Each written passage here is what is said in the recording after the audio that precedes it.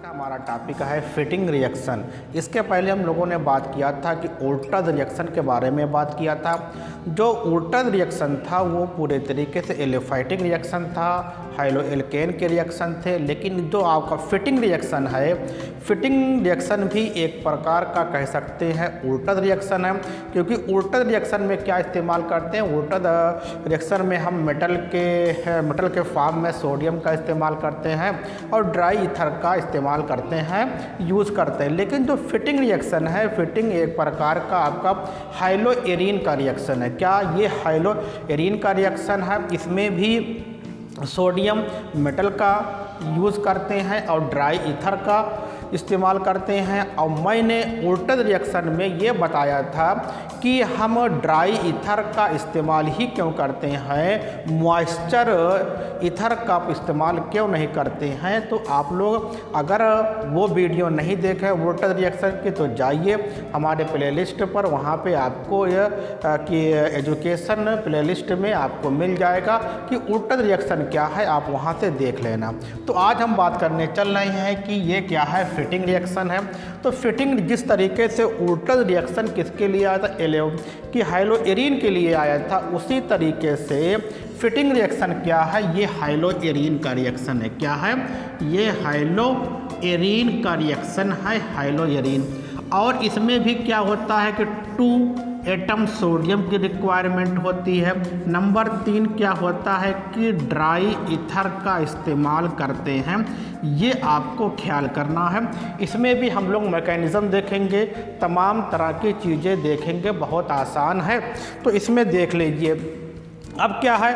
तो यहाँ पे हाइलो एरीन जो हम लेंगे तो कुछ नहीं करना है। इसमें क्या होगा कि ये आपका बेंजीन स्ट्रक्चर होगा, ये बॉन्ड होंगे, यहाँ पे क्या लगा हुआ है, एक्स लगा हुआ है, 2 सोडियम एटम का इस्तेमाल करेंगे।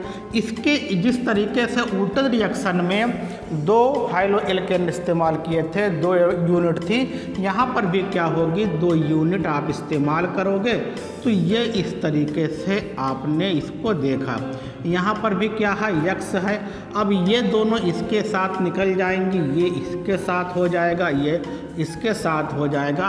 और इसमें किसके प्रेजेंस में होगा, ये आपका क्या होगा, ड्राई ईथर। ये बहुत इम्पॉर्टेंट है, इसको ख्याल करना। ड्राई ईथर क्यों था? हमने ये कहा था कि अगर हम मॉइस्चर ईथर लेंगे तो एल्कोहल बन जाएगा, हाइड्रॉक्सिल ग्रुप लग जाएगा। लेकिन जब ड्राई ईथर रहेगा तो दोनों ये निकल जाएंगे और दोनों यूनिट आपको फिर आपके इसमें क्या होगी, जुड़ जाएगी। ये ख्याल करना है। यहाँ पे देखो ये आपका है, ये बन जाता है डाईफेनिल। क्या बन जाएगा? डाईफेनिल बन गया। और क्या निकल जाएगा, 2NaCl। यहाँ लिख दे रहा हूँ 2NaX, ये निकल जाएगा। इसको हम लोग बोलते हैं डाईफेनिल के नाम से हम जानते हैं, ये इम्पॉर्टेंट है। तो ये क्या, अगर इसके मैकेनिज़्म में यहीं पे आपको इसका मैकेनिज़्म करा दूँ, इम्पॉर्टेंट है मैकेनिज़्म, बोर्ड के लिए भी और कंपटीशन के लिए भी इम्पॉर्टेंट है। देखिए होता क्या है, इसमें अगर हम लोग कंपाउंड ही ले लें, पूरा इस तरीके का हम कंपाउंड ले लें, मतलब कि क्लोरोबेंजीन लिया, एक क्लोरोबेंजीन लिया। अब क्लोरोबेंजीन प्लस आपका क्या होगा, 2Na प्लस फिर क्लोरोबेंजीन ले लो यहाँ पर, तो क्लोरोबेंजीन लिया, तो ये चीज़ें आपकी हुई। ठीक, अब होता क्या है कि आप जानते हैं कि ये आपके पास क्या है, कार्बन है। जो ये आपका कार्बन होता है, कार्बन जो आप दिखाई पड़ रहा होगा कि ये आपका क्या है, कार्बन है, ये आपका कार्बन है।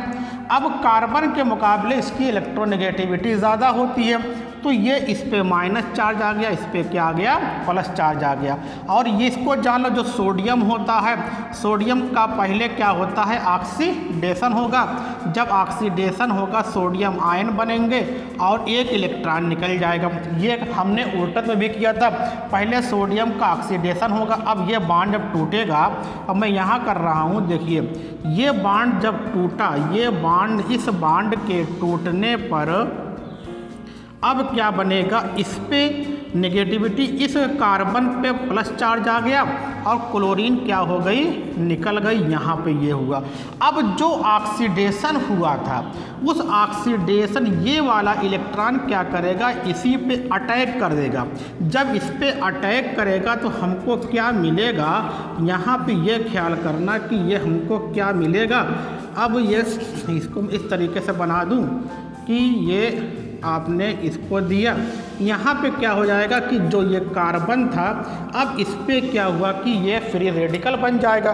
और यही रिएक्शन इस तरीके के मतलब जितनी यूनिट होगी इसमें भी यही काम होता है। तो हमको क्या मिलेगा, एक फ्री रेडिकल ये मिल जाएगा और एक फ्री रेडिकल आपको ये वाला मिल जाएगा। यहाँ पे ये ख्याल करना, ये दो मिले। अब दोनों फ्री रेडिकल जब फिर इसका करोगे, इस तरीके से तोड़ोगे तो वहाँ पर भी क्या हो जाएगा कि वहाँ का फ्री रेडिकल मिल जाएगा। और ये दोनों फ्री रेडिकल आपस में क्या होते हैं, बॉन्ड बना लेते हैं। जब बॉन्ड बनाएंगे, मैं ऊपर लिख दे रहा हूँ, तो क्या बन जाता है कि बॉन्ड बनाने पर आपके क्या बन जाएंगे, ये बनेंगे और ये आपका, तो ये आपका क्या हुआ, यहाँ पे ये बॉन्ड बन जाएंगे और क्या निकल जाएगा, 2NaCl निकल गया। यही आपका क्या है, डाईफेनिल आपका है, डाईफेनिल या डाईबेंजीन भी कह सकते हो। और ये बीच में क्या सिग्मा बॉन्ड बन जाएगा। ये देख रहे हैं, यही फिटिंग रिएक्शन है। तो सिंपल है, बहुत आसान है, बता दे रहा हूँ। अगर बोर्ड एग्जाम में लिखना हो तो लिखोगे 2 यूनिट क्लोरोबेंजीन की क्रिया सोडियम धातु के उपस्थिति में, सोडियम धातु के साथ और ड्राई ईथर की उपस्थिति में, मतलब विलायक के रूप में इस्तेमाल करते हैं, सॉल्वेंट के रूप में इस्तेमाल करते हैं, हमको क्या मिल जाता है, डाईफेनिल मिलता है। अब यहाँ पे एक चीज़ ख्याल करना कि हमने एक बेंजीन लिया था, फिर हमको क्या मिलता है, डबल बेंजीन। और बेंजीन के 2 स्ट्रक्चर मिलते हैं। तो कहने का मतलब क्या होता है, जब 2 स्मॉल यूनिट आपस में मिलकर एक बड़ी यूनिट का निर्माण करती है, तो उस रिएक्शन को, उस प्रोसेस को डाईमेराइजेशन कहते हैं। और इस प्रोसेस में बने हुए प्रोडक्ट को डाइमर कहते हैं। तो ये इससे जो ये बन रहा है, यहाँ से जो ये इसके मिलने जो ये बन रहा है, इस रिएक्शन को डाईमेराइजेशन कहते हैं। और जो प्रोडक्ट बनेगा वो क्या बनेगा, डाईफेनिल बनेगा। तो इम्पॉर्टेंट है, आप इसको लिख लीजिएगा, वेरी इंपॉर्टेंट है। इसको बोर्ड में भी आएगा और कंपटीशन में भी ये रिएक्शन आ सकते हैं। इसके लिए मैं स्टार बना दे रहा हूँ, देखना ज़रूर। अब बात करते हैं थोड़ा एक नॉलेज की। अगर हम आपसे मतलब कि अगर ये देखा जाए कि पूरी आवर्त सारणी में सबसे हल्का तत्व हाइड्रोजन होता है,